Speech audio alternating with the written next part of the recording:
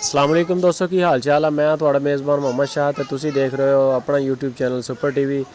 सब तो पहले तो जेडे वीर चैनल ते नवे हैं उन्होंने रिक्वेस्ट है कि चैनल को सब्सक्राइब करो तो बैल आइकॉन आ जाएगी नाल उन्होंने प्रेस करो, जिथे पर दे निशान आ जाए उत्थे स्टे करो, फिर इंशाल्लाह नोटिफिकेशन लग्या करनगे। जिस तरह वीडियो लाया करांगे थे आ वीरों वास्ते एक गां लैके आए माशाल्लाह प्योर शाहीवाल दी गां वा।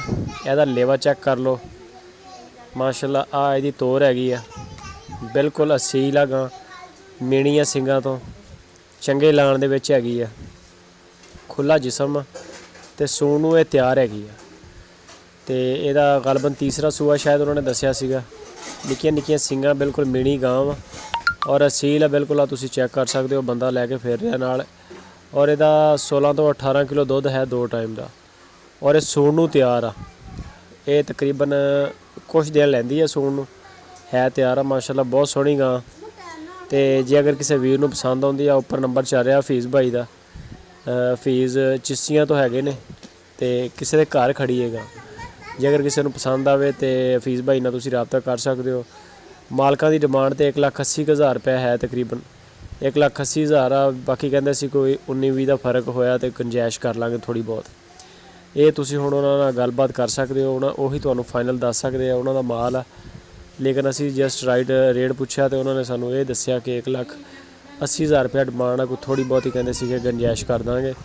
18 किलो के करीब अल्लाह के हुक्म नाल 16-18 किलो दुध होएगा 2 टाइम का।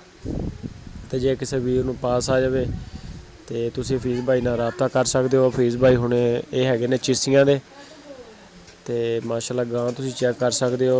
हर साइड तो तौर फेर के बंदा दिखा रहा बिल्कुल ओके है, ना कोई लंग आ ना कोई कान हैगी किसी किस्म की। थान भी चारे बिल्कुल माशाल्लाह बड़े सोहने हैं।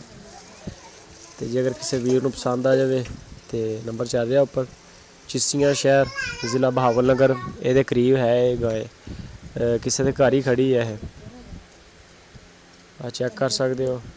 तो बाकी तुसी जिहड़ी भी वीडियो देखनी होंदी आ वो कॉमेंट च लाजमी दस्सिया करो। कॉमेंट दे विच लाइक करया करो, पहले नंबर ते वीडियो नूं लाइक करके कॉमेंट च अपनी राय दिया करो ताकि चैनल नूं असीं बेहतर तरीके नाल चलाइए। क्योंकि एक जेन काम कर रहा होंदा वो थोड़ा होंदा, हर बंदे दी एक अपनी सोच होंदी है। तुसीं की देखना चाह रहे हो, किस तरह होनी चाहिए है ताकि बेहतरी आवे। तुहाडी बिल्कुल मैं कॉमेंट्स देखदा, उन्होंने बकायदा कोशिश करदा हुंदा कि रिप्लाई भी करा। लेकिन यह है कि जे अगर तुसीं दसोगे तो बंदा ज़्यादा बेहतर तरीके नाल बड़ी स्पीड नाल उठे उपर आ सकदा। जिस तरह चैनल उठिया हैगा, ये सारा वीरां दियां प्यार मुहब्बत दियां निशानियां हैगियां। ये जिद्दां कोई वीर कहंदा बेहतर राय हुंदी आ उस हिसाब नाल इंशाल्लाह चली दा।